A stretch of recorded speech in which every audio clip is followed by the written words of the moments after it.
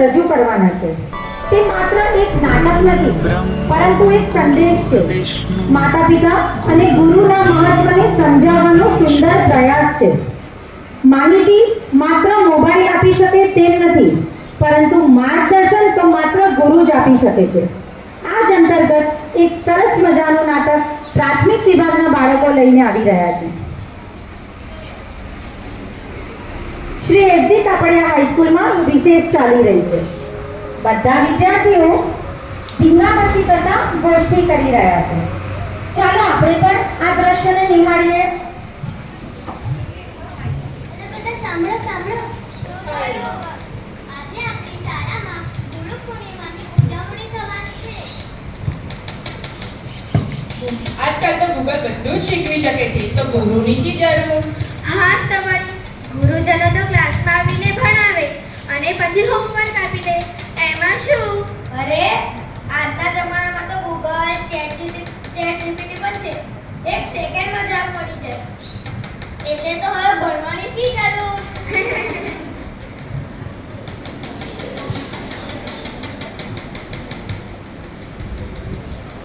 આજના ટેકનોલોજીના યુગમાં મોબાઈલના લીધે લોકો એટલા વ્યસ્ત થતા જાય છે કે પરિવારમાં બાજુમાં બેસેલી વ્યક્તિની લાગણી પણ સમજવામાં અસમર્થ થઈ જાય છે. અરે જુઓ તો ખરા, ગૂગલને પણ ખબર પડી ગઈ કે આપણે તેની વાત કરી રહ્યા છે. તે આપણી સમક્ષ આવી રહ્યા છે. અરે આ તો ગૂગલ છે. આ તો ગૂગલ આવ્યા. હું તમારા દરેક પ્રશ્નનો જવાબ આપી શકું છું. બસ હવે તમે જ મારા ગુરુજી. અરે રાહુલ સર આવી રહ્યા છે. હમણાં ડિસિપ્લિન માટેનું લાંબુ લેક્ચર સંભળાવશે. એમાં જ આખી વિશેષ પૂરી થઈ જશે. અરે હિતાર્થી સારી, મને નથી ખબર તું પાછળ આવી રહી છે. મારાથી ભૂલમાંથી ધક્કો વાગી ગયો. ચૂપ થઈ જા હિતાર્થી, ચૂપ થઈ. અરે ડબ્બો ઢોરાઈ ગયો. અરે બેટા, તારો ખાતાનો ડબ્બો ઢોરાઈ ગયો. એક મિનિટ, હું ઘરેથી જમવાનું લાવ્યો છું, ચિંતા ના કરીશ. રડ નહીં હિતાર્થી.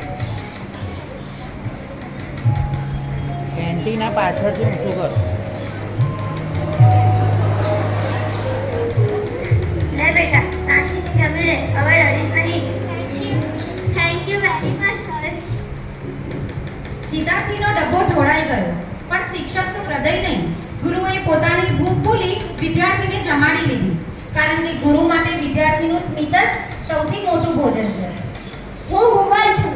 હું તમારા દરેક પ્રશ્નનો જવાબ આપી શકું છું, પરંતુ સંસ્કાર શીખવી શકું નહીં. મુશ્કેલીમાં હિંમત આપી શકું નહીં. હું તો તમને મારા ગુરુજી માનતો હતો. ના ના, હવે નહીં માનું. અરે વાહ, આ તો મારા સાથી મિત્રો છે.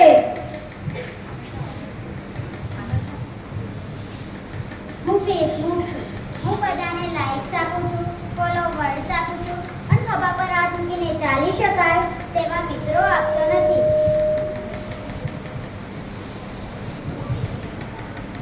હું ઇન્સ્ટાગ્રામ છું.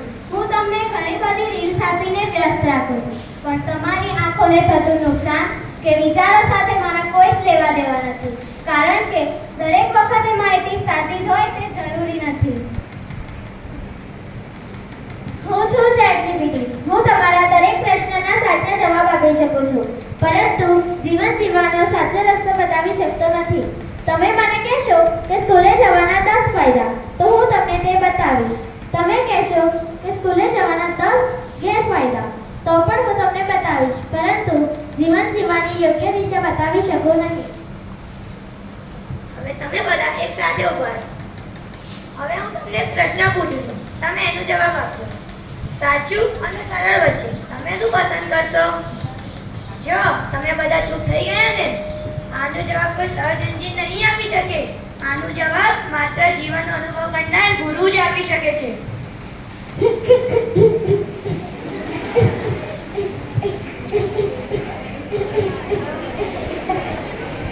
અરે આ તો દેવાંશી છે. અરે શું થયું? કેમ રડે છે? અરે આ આપણા રાહુલ સર આવ્યા. અરે દેવાંશી બેટા, કેમ રડે છે? આજે તારું બોર્ડનું રિઝલ્ટ હતું ને, શું આવ્યું? આજે મારું 10મા બોર્ડનું રિઝલ્ટ હતું. મેં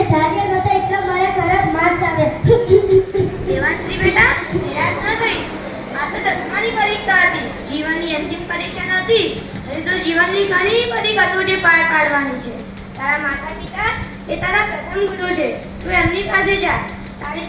તારી લાગણી ચોક્કસથી સમજશે. તું એમની સાથે મન ખોલીને વાત કરજે. તારા શાળાના શિક્ષક એ તારા બીજા ગુરુ છે. તું એમની પાસે જા. એ તને યોગ્ય માર્ગદર્શન આપશે. થેન્ક યુ સર, તમે આજે મને જીવનની યોગ્ય દિશા આપી છે. તમારો આ ઉપકાર હું જીવનભર નહીં ભૂલું. હવેથી હું ખૂબ જ મહેનત કરી ખૂબ સારા માર્ક સાથે પાસ થઈ મારા મમ્મી પપ્પા અને મારી શાળાને ગૌરવ અપાવીશ. ગુરુ બ્રહ્મા ગુરુ વિષ્ણુ ગુરુદેવો મહેશ્વર ગુરુ સાક્ષાત પરબ્રહ્મ તસ્મૈ શ્રી ગુરવે નમઃ. ઉપયોગ આપણને આપણા જ લોકોથી દૂર કરી દે છે.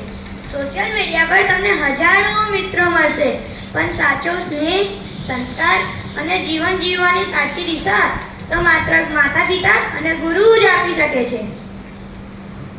જય હિન્દ.